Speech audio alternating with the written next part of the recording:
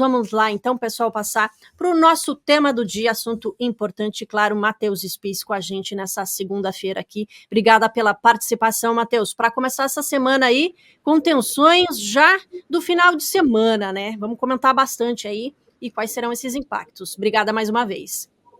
Eu que agradeço o convite, Paulo. Uma boa tarde a todos.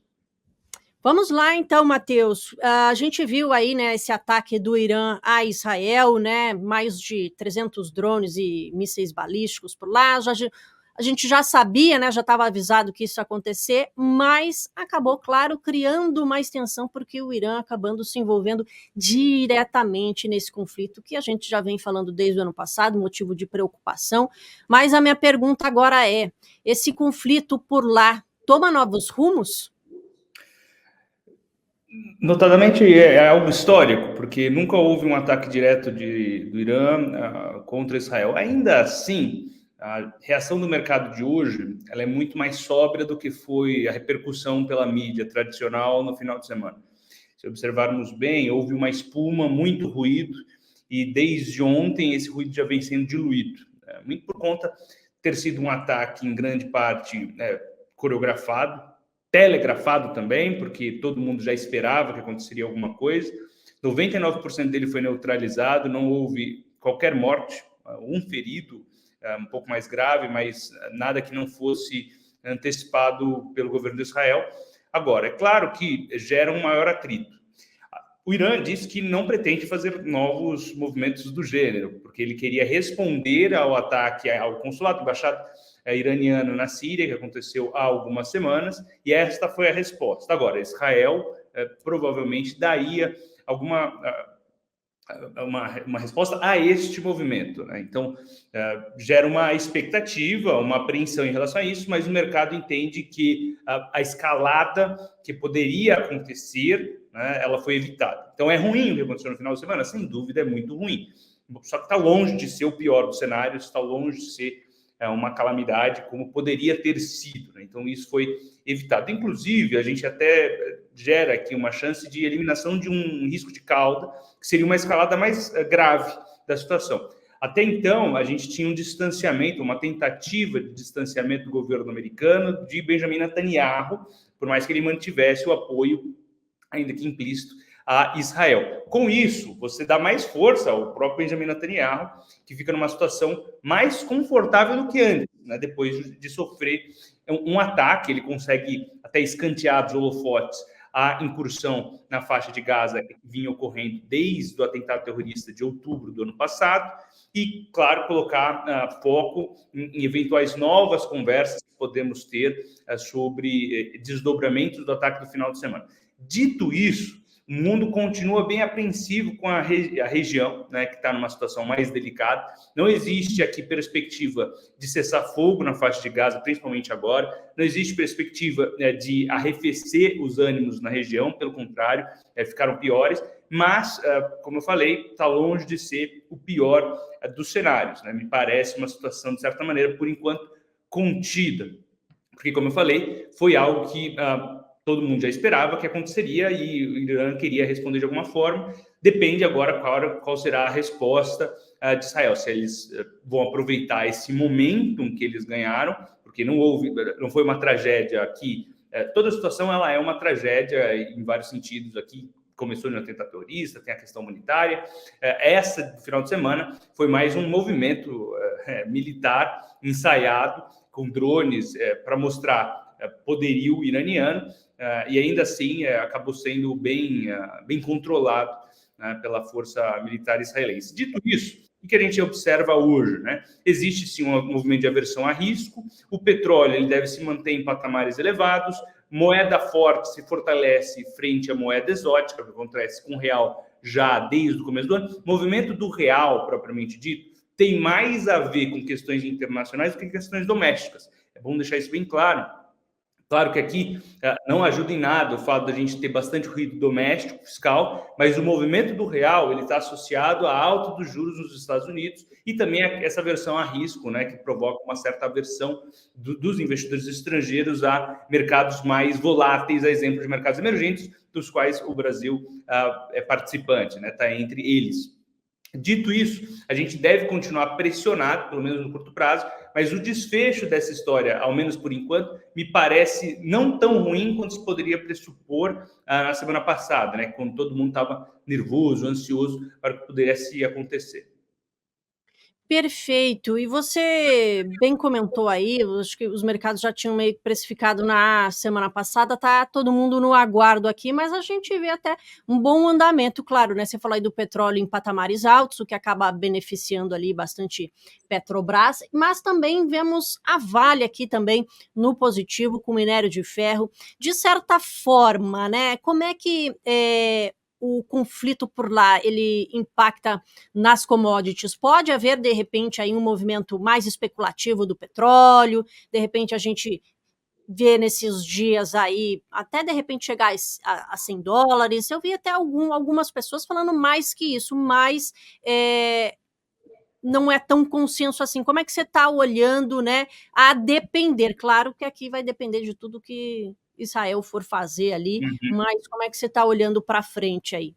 Olha, é natural que o petróleo consiga se manter em patamares elevados agora. A gente tem posição em petróleo nas carteiras da casa, no sentido de hedge geopolítico, uma tese que se comprovou. Então, a gente, por exemplo, no Mercado em 5 Minutos, né, que é a newsletter diária que eu escrevo, eu tinha recomendado logo depois do atentado de outubro uma proteção para quem acompanha o conteúdo, de utilizar, se valer de petróleo como uma proteção geopolítica, porque ele tende a se beneficiar desses movimentos num estresse mais generalizado.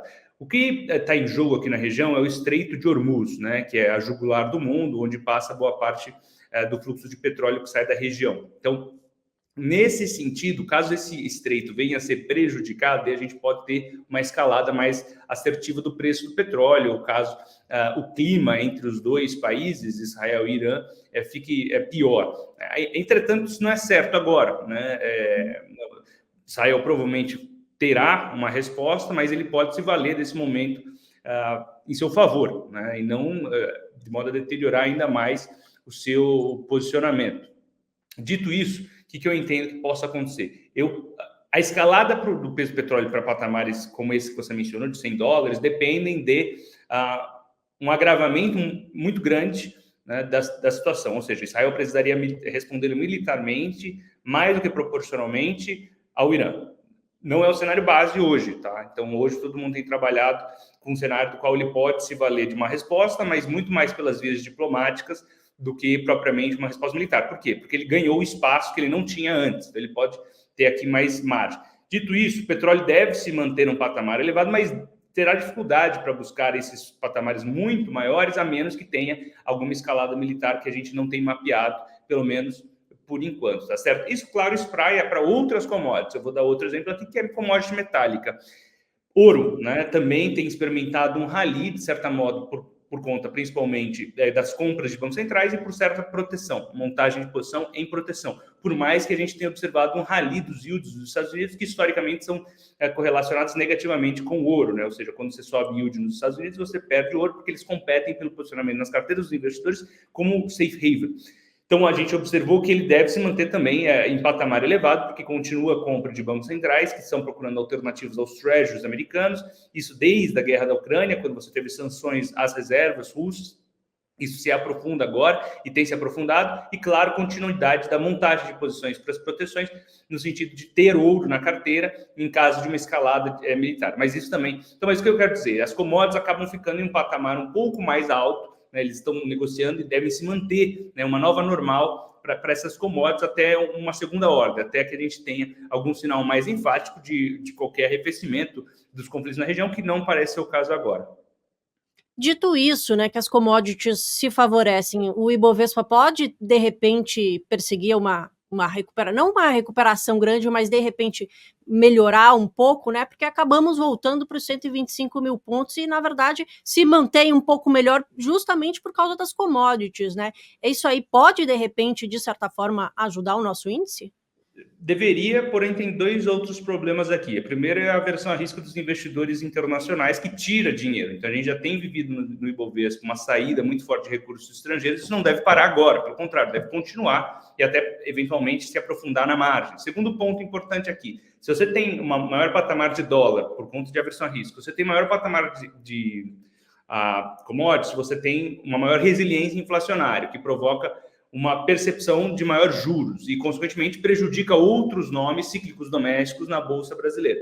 Então, você deveria ter vetores aqui marginalmente positivos para as commodities, mas existem outros vetores que acabam sendo predominantemente mais negativos também para o ambiente doméstico de ativos de risco, porque não tem comprador marginal local, precisa de investidor estrangeiro, o investidor estrangeiro está saindo, comprando no mercado desenvolvido, comprando ativos seguros e não comprando ativos emergentes neste contexto. É claro, existe aqui um posicionamento no Brasil que ele pode se beneficiar, como você falou, uma predominância de nomes de commodities listados na Bolsa, você tem a balança comercial brasileira, que o Brasil já está, né, ganhou inclusive posição, né, ultrapassou Emirados Árabes Unidos como maior produtor de petróleo, deve ficar em top 5 maiores produtores de petróleo até 2030, a gente vai ganhar, então a gente ganha com esse movimento do barril de petróleo, mas ainda assim acabam ficando escanteados diante desse fluxo no curto prazo.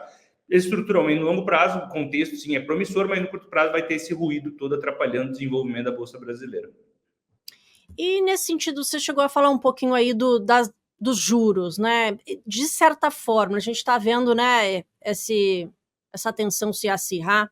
Será mais um motivo importante para o Banco Central monitorar na próxima decisão? A gente já viu, né, as preocupações, as expectativas diminuírem um pouco, né, para queda. Houve aí uma flexibilização, previa-se ali um dígito com certeza, agora já, né, não sabemos muito, já subiu um pouco essa projeção. Isso deve afetar, de certa forma, aí será um ponto importante para o Banco Central monitorar e, de repente, a gente não chegar na previsão que a gente tinha? Para a Selic, desculpa. Atrapalha bastante, porque você gera ruídos internacionais adicionais, né? O risco geopolítico fica pior, a percepção de inflação fica pior, se esse preço combustível, né, acabar sentindo, né, da derivada, né, dele, no caso aqui, ao contrário, no sentido do preço do barril acabar impactando o preço do combustível, e daí você interfere em preço do consumidor, é um ambiente pior, tá, para a queda dos juros, né? Acaba dificultando, a menos que tenha um rompimento muito grande em termos geopolíticos. Daí é um cenário mais calamitoso, mas seria de cauda, né? Daí você teria a queda dos juros em resposta aí. Não é o cenário base, pelo contrário, agora fica mais difícil mesmo derrubar juros, porque a gente está refém da taxa de juros dos Estados Unidos. Inclusive, a gente tem um debate bem interessante acontecendo agora, que é a queda dos juros em função ou não das eleições nos Estados Unidos. Então, você tem agora a precificação de corte de juros em setembro, né, ou julho ou setembro, né, que tem sido cada vez mais o cenário base. O problema de setembro é que, historicamente, pelo menos até 2008, o Banco Central americano não gosta de cortar juros às vésperas de uma eleição, né, então isso seria postergado apenas para dezembro.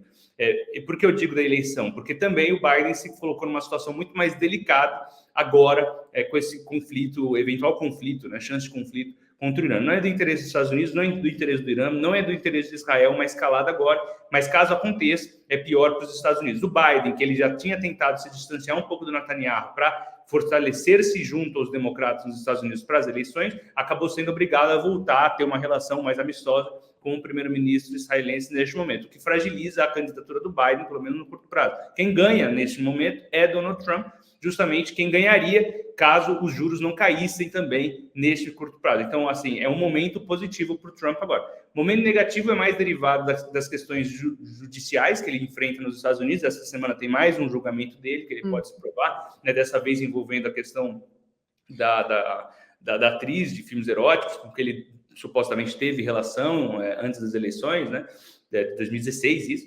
Então, isso porventura virá mais uma condenação, dificilmente se converteria para a cadeia do presidente americano, mas sim poderia ter um efeito na popularidade dele, mas por enquanto, né, tirando esse fato, questão jurídica, ele se fortaleceu diante desse movimento. Estou dizendo isso por conta da situação se relacionar diretamente com a taxa de juros também, por conta dessa resiliência inflacionária que pode ser promovida por conta de um spike, né, de uma alta muito forte de preços de commodities derivado desse conflito na região, que já está bem delicado, não é de agora, né? E tendo todo esse cenário bem complexo, né, Oriente Médio, a gente tem essa questão dos juros nos Estados Unidos, aqui nossa questão fiscal, o que você poderia falar para o investidor e investidora fazer neste momento? Qual seria, assim, a melhor para tomada de decisão? Como começar essa semana? O que olhar daqui para frente? Olha, na verdade, aqui a gente não mudou estruturalmente por conta de ruídos geopolíticos no final de semana, entendeu? O que a gente pode falar aqui é reforço de posições que a gente já tinha, no sentido de manter algumas proteções na carteira, porque elas funcionam em momentos como esse, né? Então, a gente falou de ouro no passado, é uma tese que se provou correta, a gente não tirou da carteira. A gente falou de petróleo no passado, é uma tese que provou correta em termos de hedge geopolítica, a gente não tirou da carteira. Ter caixa nesse momento também, a gente preservou caixa. Então, são teses assim, e não muda o fato de a gente ter posições que se beneficiariam caso esse cenário se inverter numa eventual queda de juros nos Estados Unidos, que possibilitaria a continuidade da queda dos juros por aqui. Perfeito, Matheus. Obrigada pela participação nessa segunda-feira aqui. Excelente semana aí para você. Obrigadão. Igualmente. Tchau, tchau.